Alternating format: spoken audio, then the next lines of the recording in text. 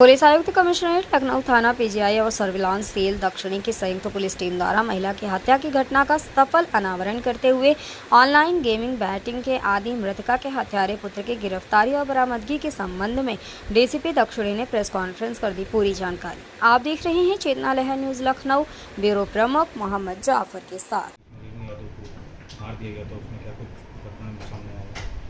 देखिए, दिनांक 3 अक्टूबर को थाना पीजीआई पुलिस को एक सूचना मिली थी कि रेणु यादव पत्नी रमेश यादव जो कि बाबू खेड़ा कल्ले पश्चिम गांव की रहने वाली हैं, कुछ अज्ञात व्यक्तियों द्वारा इनके घर में चोरी के इरादे से घुसे और इनको घायल कर दिया गया, जिसके बाद इनको जब अस्पताल लेकर गए तो इनकी मृत्यु हो गई। साथ ही साथ एक पुलिस को ऑडियो भी साझा की गई थी जिसमें कि इनके जो पुत्र निखिल यादव हैं उनके द्वारा ये बताया गया था कि ये जो चोर हैं उनकी मां को घायल करके भाग रहे हैं और अब निखिल को मारने के लिए उनके पीछे भी लगे हुए हैं। इसमें हमने मृतका के पति की तहरीर पे संगत धारा में अभियोग पंजीकृत कर लिया था और इसमें 5 टीमें हमने इसकी घटना के सफल अनावरण के लिए गठित कर दी थी।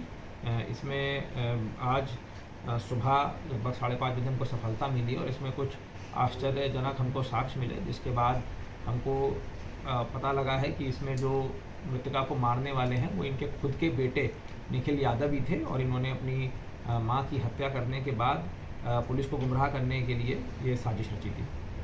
किस लिए मारा है?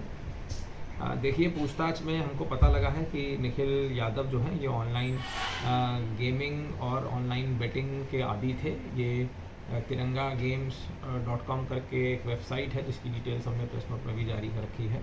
ये उसमें बेटिंग करा करते थे जो कि संभवतः ये इलीगल है और उसकी इनकी लत लगी हुई थी, जिसके बाद इन्होंने फ्लैश वॉलेट और तमाम एम पॉकेट नाम की वेबसाइट से फ्लैश लोन ले रखा था, जहाँ पे इनको साइबर फ्रॉडस्टर ने इनको ब्लैकमेल भी कर रहे थे, जिसके बाद पैसे को रीपे करने के लोन को रीपे करने के लिए उन्हें कृत करा है।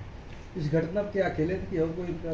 देखिए, घटना में ये अकेले ही हैं। इन्होंने बताया है कि जब ये घर पे ज्वेलरी चोरी करने गए थे, अलमारी से ज्वेलरी चोरी कर रहे थे और वहाँ से निकल के जा रहे थे, तब इन्हें शक था कि इनकी माँ को इसके बारे में पता लग गया है, जिसके बाद इन्होंने पास में पड़े पेचकस से उनके गले में पहले पेचकस मारे और उसके बाद पास में पड़े सिलेंडर से उनके सिर पे चोट मारी थी। सर, ये हत्या के बाद सर कहाँ थे, कितने दिन ये कहाँ इन्होंने फरारी कर? देखिए, इन्होंने जब ये हत्या कारित करी उसके बाद ये अपने पिता की जो स्प्लेंडर बाइक थी उस पर बैठ के वहाँ से निकल गए और ये कैंटोनमेंट होते हुए चारबाग रेलवे स्टेशन पहुंचकर इन्होंने त्रिवेणी एक्सप्रेस जो ट्रेन है वो पकड़ ली थी और उसके बाद ये इनकी गिरफ्तारी फतेहपुर से हुई है। और इन्होंने घटना करने के बाद इन्होंने पुलिस को गुमराह करने के लिए अपने मामा को, पिता को और तमाम मित्रों को फ़ोन करके ये बताया कि ये जो चोर है जिन्होंने इनकी माँ को मारा है वो इनको भी मारना चाह रहे हैं और उनसे बचने के लिए यहाँ से भाग रहे हैं। ये आदि था तो इसका कितना ट्रांजैक्शन निकला है, कितने साल से खेल रहा था ये बेटिंग में? देखिए, पूछताछ में इन्होंने बताया है कि लगभग 1 साल से इन्होंने 50 लाख रुपए का आदान प्रदान करा है इस गेमिंग ऐप के गेमिंग वेबसाइट के माध्यम से और हम इसमें भी इसकी वैधता के लिए अभी हम सुपीरियर अथॉरिटी से पत्राचार भी कर रहे हैं। बताया गया है कि ये गेम ऑफ चांस है, ये गेम ऑफ स्किल नहीं है, इसमें ये जुआ सट्टा बिल्कुल बैंड है ऑनलाइन। इसके लिए हम इसकी वैधता के लिए हम कम्युनिकेशन भी कर रहे हैं। सर, ऑनलाइन गेम के बारे में क्या परिवार को पहले से मालूम था? देखिए, परिवार वालों को कुछ पता था क्योंकि इसने पहले भी अपनी माँ के जो ज्वेलरी है उसको गिरवी रखा था, इसके मित्रों को पता था और ये इसका आदी था और ये इसके मित्रों के साथ ही खेला करता था। सर, कितने कैमरे देखे गए होंगे लमसम इनकी गिरफ्तारी के लिए? कई 100 कैमरे हमने देखे। सर, ज्वेलर्स वाले सामान गिरवी रख लेते हैं तो इन पे भी क्या कुछ ऐसी कार्रवाई होगी जो?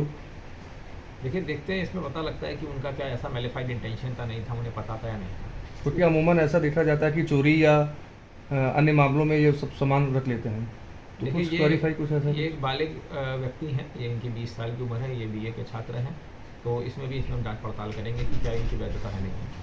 इससे पहले जो जेवर इन्होंने गिरवी रखी थी सर, वो कितने दिन पहले रखी थी? कुछ महीने पहले इन्होंने रखा था, एक बार इन्होंने ज्वेलरी रख के गिरवी रख के उसको छुड़ा लिया था, उसके बाद दोबारा भी एक ज्वेलरी इन्होंने वर्तमान में भी गिरवी रखी। इस बीच सर परिजनों को पता नहीं चला कि जेवर गिरवी रखा है? परिजनों को इसके बारे में जानकारी। ये सब पैसे के लेन देन अपने खाते में लेते थे कि परिवार के भी खाते में लेते थे? देखिए, पैसा ये खुद लिया करते थे, ये इनका ऑनलाइन वॉलेट जो फ्लैश ऐप है ये अपने खाते में लिया करते थे और उसके बाद फिर ये गेम में जो पैसा जब उनको रीपे करना होता था, गेम वालों को, जुए को जो पैसा देना होता था, उसके लिए ये ऑनलाइन पेमेंट करते थे, UPI QR कोड, जो कि वो सब ऑनलाइन डिजिटल प्लेटफॉर्म से उसके माध्यम से करा। सर माँ ने विरोध जताया था या केवल शक के दायरे में ही मार दिया है? देखिए, इन्होंने पूछताछ में बताया है कि इनकी माँ जिस कमरे में ये चोरी कर रहे थे बार बार आ जा रही थी, उसके बाद ये आके सो गई थी, तो इनको शक था कि इनकी माँ को पता लग गया है, जिसके चलते इन्होंने अपनी माँ को मार दिया। सर करीब 70,000 रुपये भी गायब थे निखिल के साथ, तो उसमें उस संबंध में कोई बरामदगी हुई तो है? ऐसा कुछ बरामदगी नहीं हुई, इनके द्वारा बताया गया इन्होंने खाली ज्वेलरी चुराई थी और पूरी पर्सन बरामद कर ली गई है। सर टीम को क्या सर कोई इनाम घोषित हुआ? टीम को 10 से 25 हज़ार का इनाम दिया जा रहा है।